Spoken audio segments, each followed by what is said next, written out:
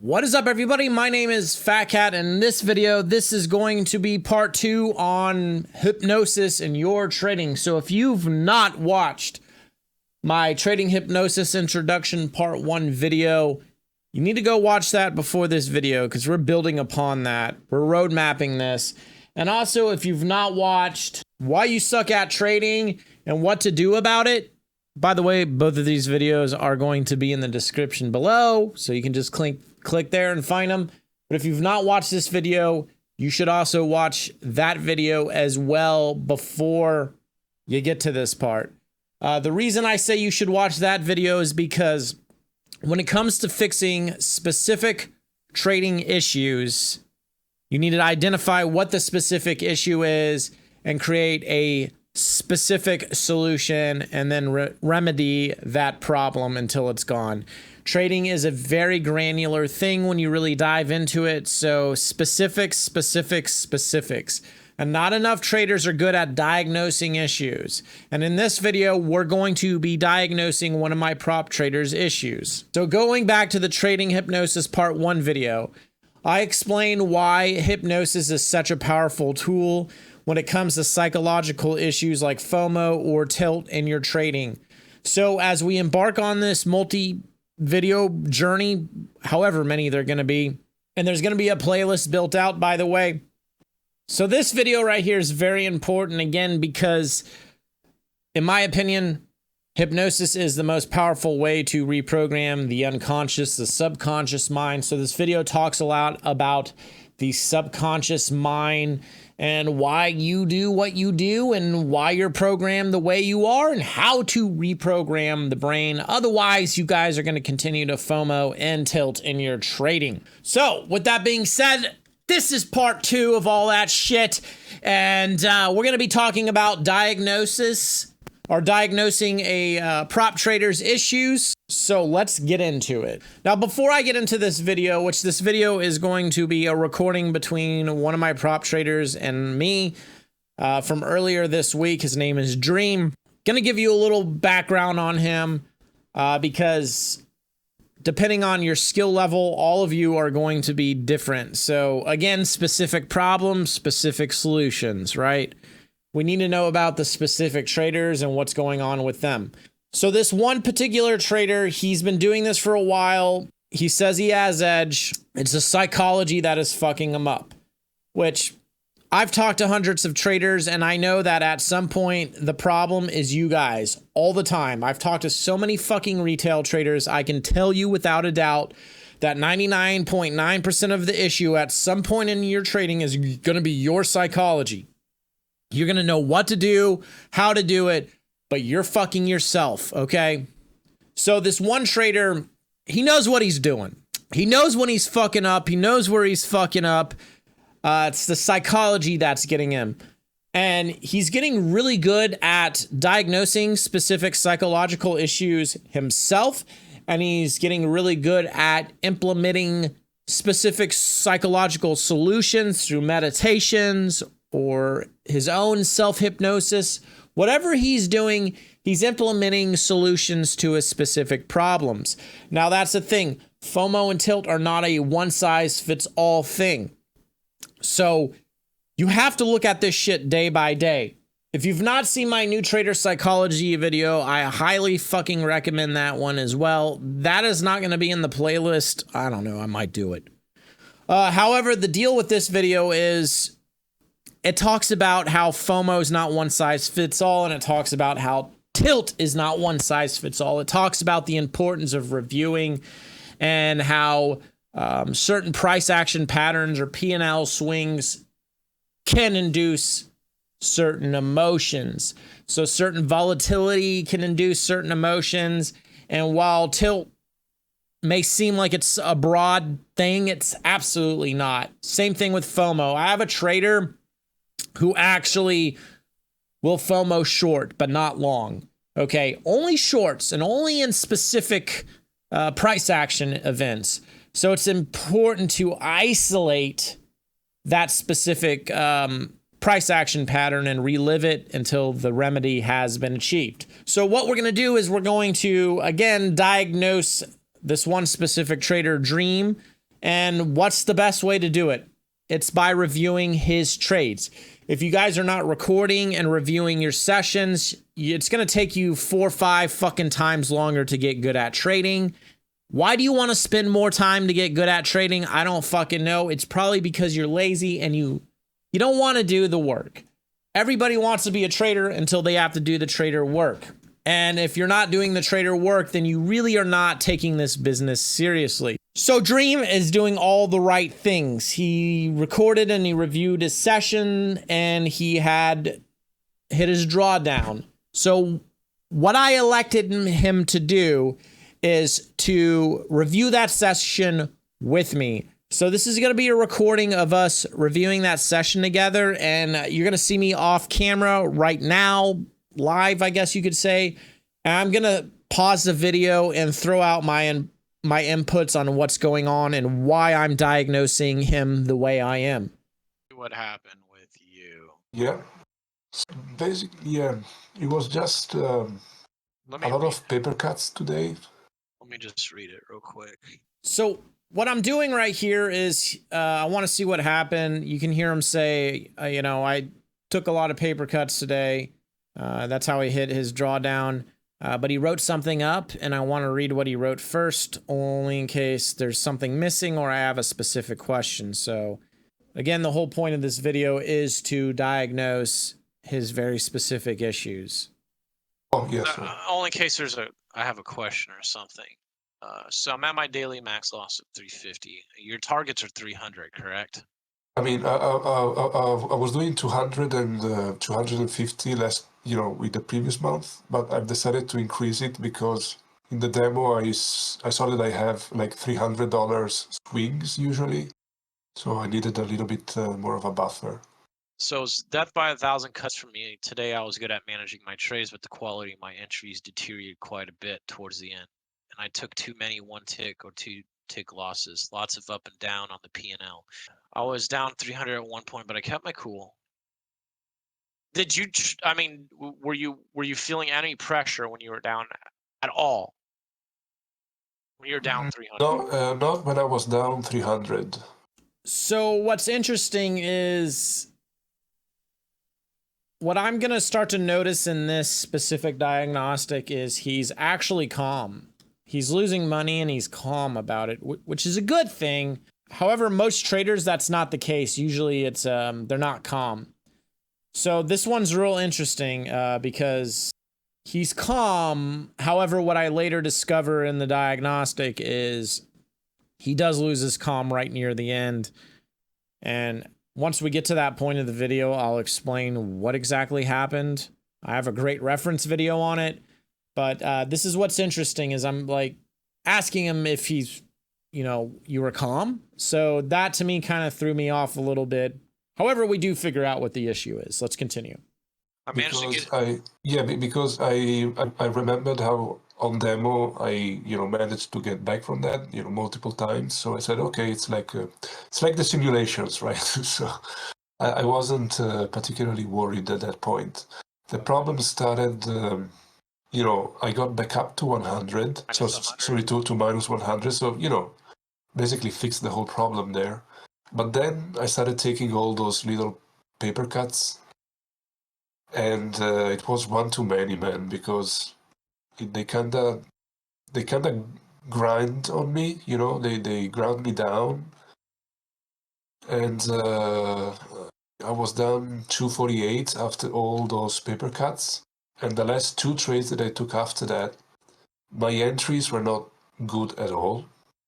And also I made the mistake of not getting out of one trade when it was going against me, so I took the full stop out, even though I shouldn't have. So it's like you just kind of tapped out on the last 2 trades. You were just at the end of your performance, I guess. Yeah. So as you can see, I figured it out. So he loses his cool right at the fucking end on the last 2 trades. So we know that he does lose his calmness near the end. However, he was taking a lot of paper cuts. So that means something else is going on. There's something else going on, and I need to figure out exactly what the fuck that is. It's one thing to lose your comm, but to lose your comm like right at the end. Okay, we get that. However, why were you in trouble? Why did you continuously get in trouble and get into these paper cut situations for the first several trades? Because he took a lot of them. So now I need to figure out what the fuck was happening on the front end of all this. You know, and also, but, you know, when I was taking the paper cuts, my management was good because I was cutting the losses, etc. But the entries were bad. So, you know, towards the end, I just started taking bad entries. That's why I started losing. But I kept managing it correctly until I kind of, you know, So what's going on there is he's taking terrible entries. I want you to just pay attention to that. I'll actually make a note of it. So that way it can help you guys a little bit. But so we know lost comm near end, took bad entries, good management though when he was in them. So why is he taking bad entries? We need to figure that out. The last two trades stopped the good management and just took a big loss, and then I had only 3 ticks worth of drawdown left. So that the last trade was kind of a YOLO with the last 3 ticks that I shouldn't have taken. And I was entering out of rhythm mostly. Just bad entries, man. Yeah, it seems to be a common thing. Is like, especially with combine traders, is they're like, ah, fuck it, I can just reset. Or once you're just like near the edge, even myself included, it's like fuck it type of mentality, and you just go for it. You know what I mean? Yeah. Have you ever walked away from a session down, but not at your drawdown? Yes, I have. Sorry? How often does that happen? Not very often. Usually So what I'm doing here is I'm still like dumbfounded at this point. I'm still trying to figure out what's going on. It seems like we're kind of figuring out what's going on, but I don't have the full idea, right? This one's kind of shrouded in a little bit of mystery as far as this diagnostic goes, which is a great case study. So I want to know, is he the type of trader that only walks away if he won or if he hit drawdown? So did he hit, because he has profit targets. I do as well, which I don't think is always a good idea. For me, it's like a K a day. I typically finish right there. He's doing it as well with like $300. So I want to know, is he finishing most of his sessions up all the way to target or all the way in drawdown? Is there ever in between where he's walking away? Because that can kind of give us an idea of what might be happening mentally. Because if you're not able to walk away being up, not quite to target, but being up close to it or just a little bit, or break even or down, not slightly, but not quite till drawdown, that's telling me that there might be like a self-control issue or something. So I'm trying to figure that part out. I just go either way, you know, to the target or the full stop out. But sometimes, especially, you know, if I'm trading for an hour and a half, 2 hours, and I'm still not getting anywhere, that's when I start to think that maybe it's time to, you know, just stop trading and accept whatever PNL I have. You know, even if it's, you know, plus 100, I will walk away with that, or if it's minus 100, I walk away with that. Today, I mean, I was trading for 40 minutes in total, so I still had stamina. So that's why I didn't stop when I got down to minus 100. I mean, so listen to what he says. He still has stamina. He's only been trading for 40 minutes. So him and I have had long discussions about fatigue.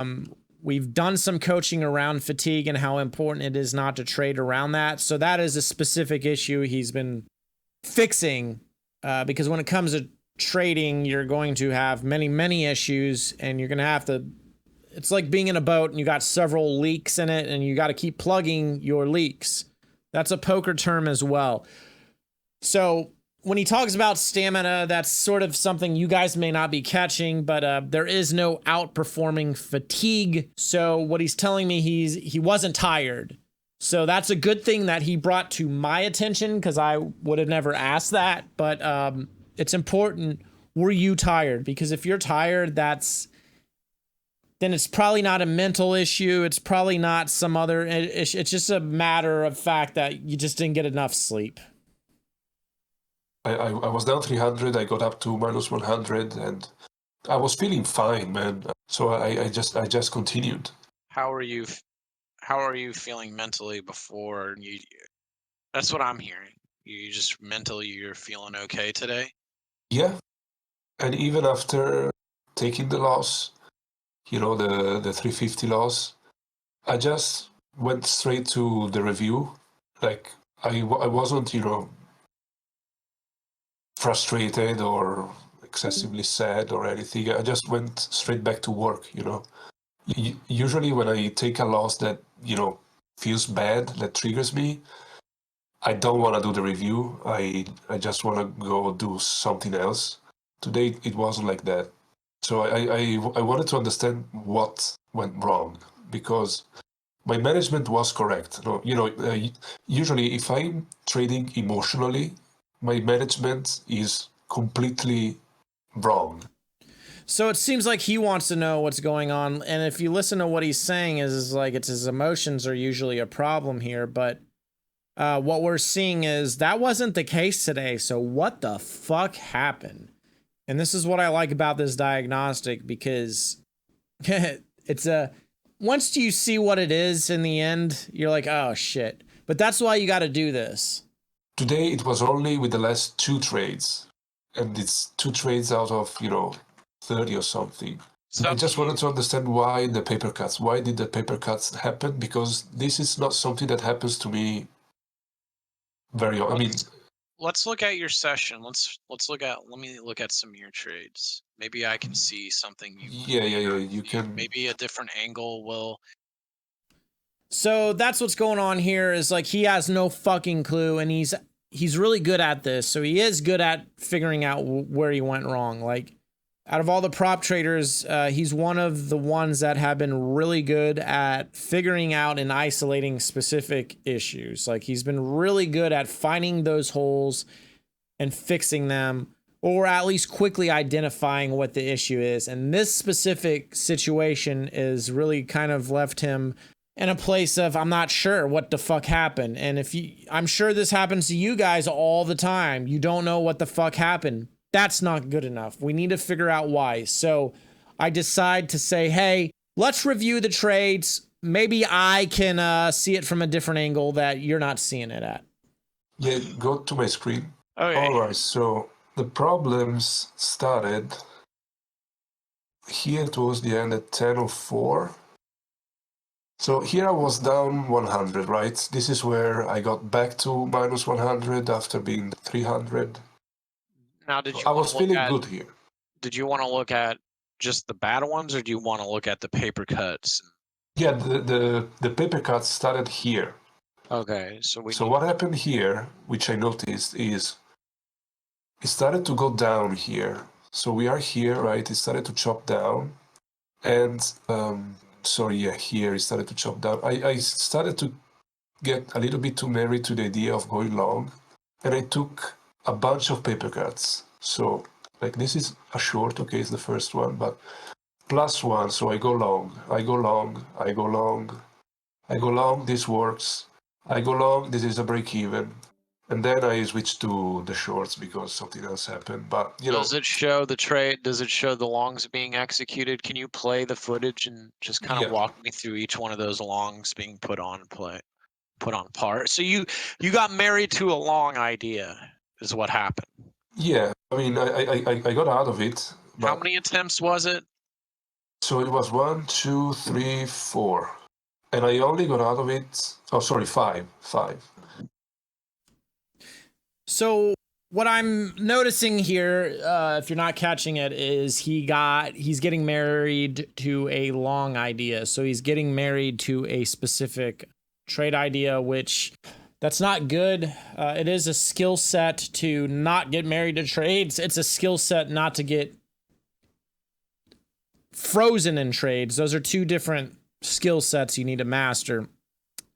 So again, the first one is not getting married to the idea of the long. So it's one thing to try it 1-2 times, but when you're doing it in excess of 5-6 times, that's a real big problem, because what that's telling us is that trade idea is not happening. If it's going to happen, it should be working out right away. And maybe you're not being patient enough. Maybe you're hitting in bad areas. Something is going on where you're doing a terrible job at executing. You're over executing. Maybe you're not being patient, but either way, you're over hitting a trade idea. And it could be a shitload of different reasons.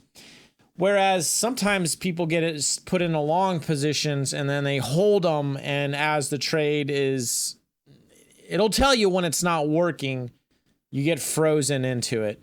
So those two things are like two different skill sets, and you can really pick them apart at an even more granular level. This is what I talk about in the Why You Suck video. You got to be very detailed oriented with this shit. Let me get to the... So you attempted the same trade idea 5 times, correct? I mean, yeah, and, you know, so you see how it's making that ledge there? I'm thinking it's going to break out. There's a ledge. Why do you think it's going to break out? Because of all the buyers that came in there. Okay. But then it starts to chop walk down. And here I'm still trying to look for the long. Okay, now it goes. Okay, and here I start to take a little bit of the pips. Yeah, so okay, now it goes. Okay, and now it starts with the paper cuts. Okay, the paper cuts. So pause it real quick. So did you buy any of that up move? Were you in this at anywhere before it puked up? No, I mean, before this, yes, and I tried to go in here, here, here. You know, I had the green line ready, so I was trying to. Can you show me your mouse where you were buying on the chart real quick? Here, can you not see my mouse? Your mouse isn't moving. Oh shit! Oh, because you're probably streaming the application and not the specific screen.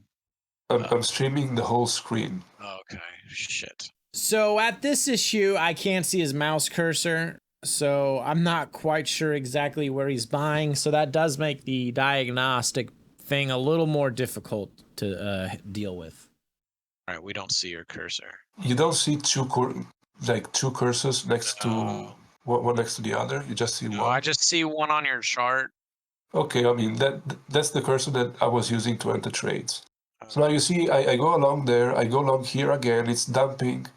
I get. So you're long right here. Yeah, and now I try to go long again somewhere here. I should see. Yeah, the buyers come in. I try to place the order. I go long. It just keeps going down. I mean, it's not a horrible place to go long. This one. Right here. We're only seeing the one cursor, so you're getting long right here. Yeah, I mean, I just got out. We're now at 10.6, so they're taking this big ass reclaim back. Yeah, and now it's slipping here. You know, it's making this tight range. I try to go long again here in the middle of the range, which I know I shouldn't do. It goes back up. I get out to for the break even here. It's now 7, so we are okay. Here I try to go long. The next trade is in about 1 minute. So now here I'm trying to get long because I see that they're trying to push this, but I don't get filled. And look at all the buyers coming in. I don't get filled. Now I'm chasing it though. Now it's too late to go long up here, right? But you chase it anyways. Yeah, but you know, to be fair, I remove the order here. I remove it. So if you listen carefully to what he's saying, he's like, well, I chase it here. It's too late right now. So that's FOMO. So what is FOMO? FOMO is the opposite of patience. This video is sponsored by my own coffee, coffee.com/fatcatsofwallstreet. Link in the description. This has narration episodes where I record all of my trades, so you can watch my trades on the hard right edge. They are time-stamped as well, so you can see everything there. This is a lecture right here on the golden window theory. This right here is going to be a review of my session, so you can see all my tags and you can see the ongoing statistics of my trading as I review the actual trades and the narration episodes. And there's so much more as well. Hundreds of episodes, and then there's plenty of psychological stuff in here as well as meditations and hypnosis stuff. So as we continue to listen to him talking about his trading, I start to hear more and more about, oh, I should have never done this here or that there. What I'm starting to formulate is patience is the problem here, not calmness, which is interesting. So let's continue. And the next trade is a short. I think now I'm trying to play the move back down. It should be like 20 seconds. So, it was a good read to not chase it anymore. Now it's getting stuck again in this thing here. Big sellers come in. I tried to short it, but it's way too late there. This is big sellers again. This is a bad trade. So as you can see, I tried to short there. It's too late. And now he's saying this is a bad trade here. So it's starting to look more and more like patience. And had we not done this process, he already reviewed, by the way, but had we not gone through this process again to figure out what the specific problem was, you wouldn't fucking know that patience was it. Let's continue. Because what I noticed today? They kept doing the tick shot. They go through the level by one tick and then pulling back. Here, I'm going short right after it did that, and the sellers got absorbed there. I'm short this. This is a bad entry. My entries are starting to deteriorate. There's a very high chance that it's going to spike higher here. I'm out of rhythm. And I also, 4 ticks is too ambitious here, so I try to go for the 2 then. Then I get out for a 1 tick loss. So, I am managing it correctly. Now you see the spike happening there. The buyers came in. I tried to go short there. Okay, now the sellers come in. So I was too early on that. That trade that I just took, I was too early. And I got out, luckily, because then I would have taken a loss otherwise. When you're saying you're too early, is that hindsight? No. I know that, even during the review, I knew that this was too early because they just made the tick shot. I think you call it a chip or something like that, where they go through 1 tick and then they come back. Much better to wait. Then the buyers got absorbed, where that bright blue thing happened. And then it started dumping. So I don't think I would be able to get into this move down because it was so quick. But that's where you should maybe start thinking about getting short, not after right after the tick shot, right after the tick, the chip, as you call it. Yeah. So now it's 8:43. Come on, it's so out of rhythm. So when you're reviewing this, it seems like you're slightly frustrated by seeing how you're performing. Yeah, because the entries are bad. This is a bad entry. I mean, what trade is this? Let's see. Do you hear the frustration in his voice? He's upset. I even call it out during this process, and it's interesting because this is why the review process is so important. This is why it's important to record the sessions, because as he's watching himself relive the trades, he's also reliving the emotion. So this is why I wanted to do the review with him, because now I get to hear him reliving the emotions, and what we think may be a problem if we hadn't done this process could not be the case. Well, we didn't know what the issue really was, but now that he's reliving these moments, he's reliving these emotions, and his entries in these specific price action patterns are triggering specific emotions. So again, in the new trader psychology video, this is exactly what that fucking video is implying.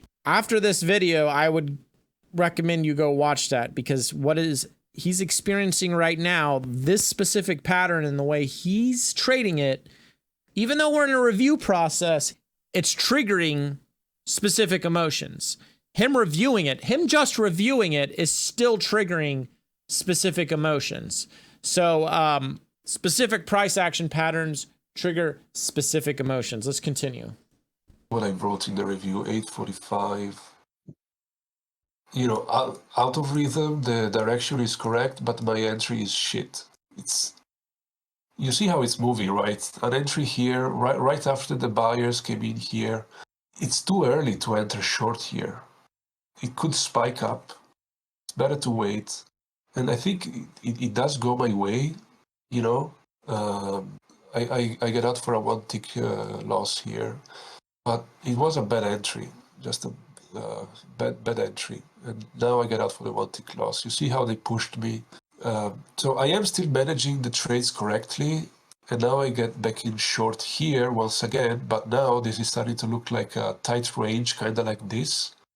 So when he says he's managing the trades correctly, it's in his opinion, he's getting out of them the right way. He's not like over holding or anything. Really, it is over management in my opinion, because the entries are terrible. I mean, that's what's going on, is the entries are really bad. And while he's doing a good job on the backside managing it, the front side's fucked. And precision entry, good entries take care of risk. Good entries, waiting patiently for the best entries will take care of a lot of fucking issues in your trading. And just managing terrible entries, like good management on terrible entries, is not good enough. You have to be taking good entries. In the middle of the range, it could go either way. It's just the EV is not there, man. So you're managing the trades correctly, but is the issue, pause it real quick. So you're managing the trades correctly, so would the issue just be sloppy fucking entries? Yeah, sloppy entries. Okay. And now you see the large players are coming in. It's getting brighter here. There's bigger volume. This is dangerous to trade because it could break out very quickly one side or the other. And which I think it does. Let's see where I get really fucked. 938. You see how big the volume, how weird it's moving now? Yeah. I get the short there, but again, it's the same mistake as before. I'm out of rhythm. What do you mean by you're out of rhythm? Like Merritt Black, how he talks about the relative and entering in rhythm. Yeah. So you're not in the rhythm of the price action. No, it just broke out of this low here, okay? It's rolling this level here, and I'm entering like this V here, they You can really hear the frustration in his voice when he's looking at this price action. I mean, again, it is very important because him looking at this price action, this is important because when we do the hypnosis session, I'm going to have him watch the price action, and I want to make sure this specific price action does not fucking trigger him, and it doesn't. Spoiler alert. Anyways, let's continue. They talk about being on the right side of the V. I mean, if anything, I should be going long here, not short, because it could spike to 80 like nothing here, and mid-roll this distribution here. So it's completely out of rhythm, and the buyers are coming in. So, and I'm too ambitious with the target, 4 ticks. So I'm starting to get a little bit frustrated. I get the full. You're getting more and more aggressive as this is panning out? Yeah, I'm definitely getting more aggressive because I'm also kind of trading a little bit here. I think I'm taking too many entries, and so might as well. Oh yeah, okay. So now, this was this last trade here, the worst trade of the day. This was that just happened, and this was the final YOLO basically. When I go short here, it doesn't make any sense to go short here. Because of this ledge that is happening here. You see. So at this point, he's just fucking tilted. He lost it. He lost his calmness. And I'll be explaining what I think happened in this video. I'm just going to kind of sum it up real quick. There's a point where traders, they can only take so many paper cuts before they absolutely fucking shut down. And later in this session, I figure out that was the case. So we'll talk more about that as that comes. See that? You know, all the bars are getting to the tick there. You can easily push that and challenge this high. You can see my cursor, but you see how the bars are all at the same high? Yeah. Yeah, you can easily push that, you know, very, very fast through there. Yep. Which it does, and you know, now I'm stopped out because I at the max daily loss. So you know, it's a bit of overtrading, a bunch of stupid entries, and in the end, the management, you know, in this final trade here at 10:09, I was too hesitant. You see how I've written here, I felt like a deer in headlights. I didn't get out when it went immediately against me. This is where I stopped being good at managing the trades. So this is where he actually freezes up. Remember, I told you fighting too much for a trade is problematic. So he overfought the long idea. He just wasn't patient enough on entry. Again, patience is the big one here, not the calmness. He was totally cool, which is good, but we can't build. Rome wasn't built in a day. We can't fix all the problems like that. But he just reached his max and he shut down, and then he froze up in a trade. And freezing up and overfighting a trade idea are two different granular issues, and they both have to be, they're both skill sets you got to master. They're, you know, that's what it is. Because I get in, I mean, first of all, why didn't I remove my order here? Because it already went without me.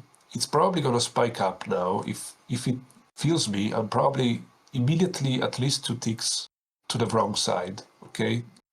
So I'm not removing the order. I'm hoping that it's going to work. I get in. Immediately they push me, but I don't place the order to exit. Look, I'm waiting, I'm hoping. That it's not working. I should have just got out. So I think I was triggered at that point. And I checked my P&L, and I know that I have one last bullet, and I kind of YOLO the last 3 ticks. So what do you think? What do you, when you see this, and you've already kind of told me, and I'll give you my opinion, but what do you think the core issue here was? If you could narrow it to one thing, what do you think the specific like problem? the most basically, low-hanging fruit would be overtrading. And overtrading. Oh, go ahead. Also, a failure to accept the string of paper cuts. This was overtrading, revenge trading, especially this one. Not able to accept the fact that the trade was losing and that I should have gotten out. So I mean, it's all connected. It's all yeah. Just I'll give you my opinion on it. Yeah. So overtrading, the opposite of overtrading would be patience. There was a lack of patience. That's why you overtraded. Right? Would you think that would be about the same thing? So there was simply a lack of patience. And you said the paper cuts, you couldn't accept them? Something along the lines of that. Is that correct? Yep. That means you were not content. Do you remember my and I'll pull it up. Do you remember did you ever watch my trading emotions video? If not, I'm just going to recap. Yeah. And I'll recap it again because it'll be beneficial. So let me So what I'm referring to is the ideal trading emotions video. You need to go watch this probably after this video. I mean, you're already this invested in this specific lesson, but this ideal trading emotions video right here, I'm about to pull up a specific scene from that, which I explain what's going on in this video. And this video came out like 3 months ago. And this exact lesson I'm about to share with Dream, and I'm going to show how he fits into this video. right here. this is sort of where things went wrong for you. We weren't patient. We were over trading. There was a lack of patience, right? You have the turkey on the table. If you kick this leg out, the focus is going to fall on the floor. Well, the patience, I mean, that was enough to get things going. But when the patience leg broke, the contentment leg also broke. And the contentment leg was you were not okay with these paper cuts. You were not okay with fighting. Because sometimes you get into these situations, and not you specifically, all traders, you're going to get into situations where it's going to give you hell. And you got to make sure you're calm, content, and patience. And if it's just break even paper cuts, if you're not content with the situation, even though it's frustrating that you have to fight, if that leg goes, the turkey falls off. So you lost your patience first and foremost, it seemed, okay? Because you were over trading, you were coming in, and then listening to the frustration of the way you're hitting into these trades during the review process. You know how you fucked up. It's amazing how when you're sitting here after the fact and you're like, how did I do this, and how come this fucking keeps happening? It happens to all of us. It happens to me too. You sit at it and you go, I can't believe that. I traded like shit. Like, you know what I mean? It's just like I was not trading well. There were places where you knew you should have waited. There were places where you were getting in the wrong spot. A lack of patience. And also, I should mention, this paper cut situation is kind of new to me. I don't remember the last time that this happened to me, because usually I just, go on tilt and lose everything in like 3 quick trades. Okay, so notice what he says there. This is new for me. He doesn't get into paper cut situations like this at all. So if we go back to my new trader psychology video, I also talk about how if you've not been in this situation before, you might have psychological issues around it. That's what trading's so difficult, is you're going to constantly be put into situations where you haven't dealt with this before. And until you've been put into that situation, you're going to have potentially psychological issues surrounding it. So he's not been in these paper cut situations like this before, so it's kind of newer for him. So when he said that, sort of like a bell goes off or a light bulb over my fucking head. So he's not experienced this. And the fact that he's experiencing this for one of the first times, it makes sense why there's psychology issues surrounding it, which is lack of patience. And if we don't remedy this specific issue, the next time he gets into paper cut situations, he's already programming his subconscious mind to associate paper cut situations with the lack of patience. And if he continues to do this, he's going to continue to beat it in his head. And that's why the trading hypnosis introduction part 1 video, before this, it's so important. He's starting to program his subconscious mind with paper cut trading, and he's associating paper cut trading with lack of patience. And it's important we break that before it becomes a habit. Otherwise, if it becomes automated and it goes unchecked, it's just going to be more and more of an issue that he could be doing it for years and not even realize what's going on. So let's get back to the video. So this was kind of new territory for me, because I managed to keep the trade management on point for a lot longer than I usually do, and I only took the paper cuts because the entries were bad. So it was kind of new territory emotionally. So let me explain this, okay? So this is new territory for you. What you're saying is you've not been in a place where you've taken paper cuts like this before. Okay. Not that I remember, at least. So here's the thing. We'll do a guided meditation. I'm going to do one with you. But I want you to understand this. Do not be upset because you've not walked this path yet, okay? And it is my belief, until you've been through every trading situation, you're going to hit a place where the turkey falls off the table. You've not been if this was a different situation, you would be able to be more mentally resilient. But since you've not been in this very specific situation, and that is paper cuts, then you've not developed the mental fortitude to handle it. The market had tested you in a way you've not prepared for. And if you've not been able to prepare for this situation mentally, then there's really nothing you can do. Does that make sense at all? Yeah, yeah.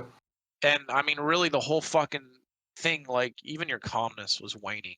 So, and it comes back to this chart being aware of what's going on.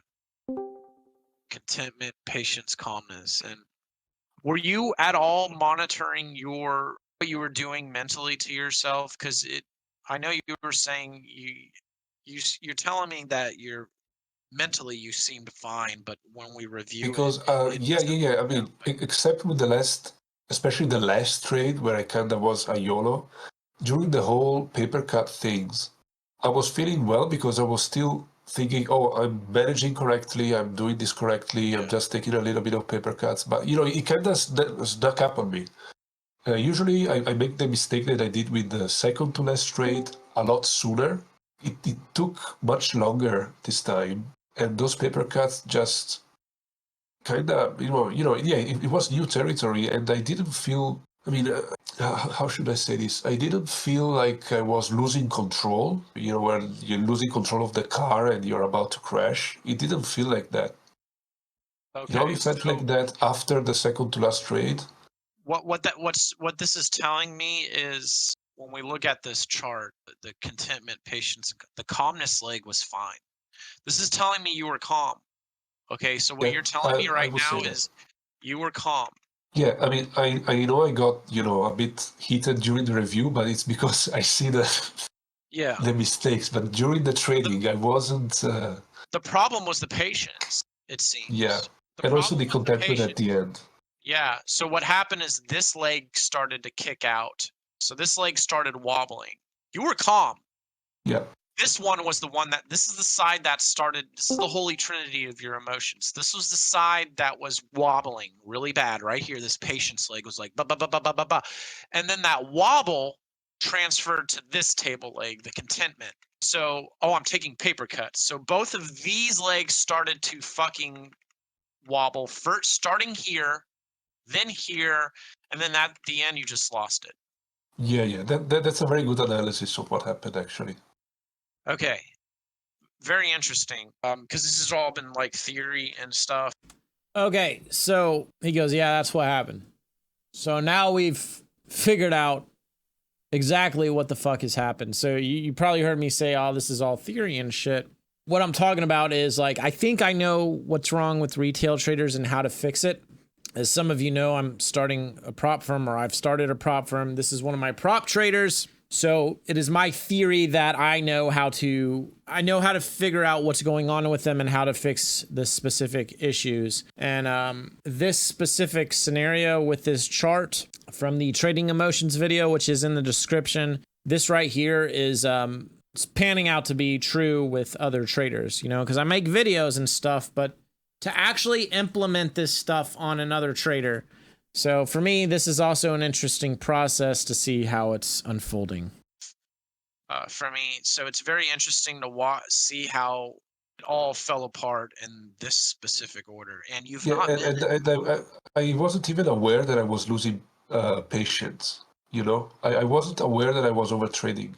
I only saw that during the review. Maybe because you were so focused on your calmness, Yeah, and that's the thing is, when you start to go down the path of trading your trading psychology, because I know you've been nerding out huge on this type of shit.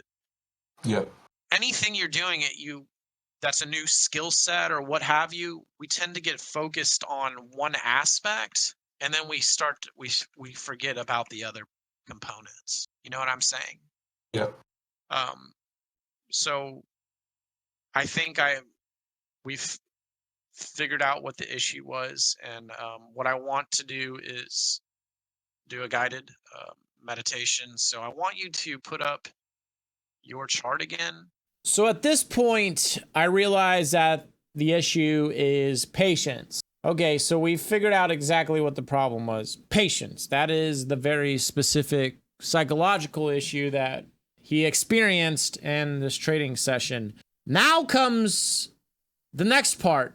I got to figure out how to get him into a place of patience so that way we can do the hypnosis session. So this is the end of part 2. If you are enjoying this series, because this is going to be a multiple part series, join the coffee, link in the description below. If it does not work, copy and paste it in the URL. You can donate as little as $3, as I'm building out a badass fucking guide for you. Or you can thank me by just hitting the like button, the thumbs up button, if you are enjoying this series. And until then, I will see you in the next one.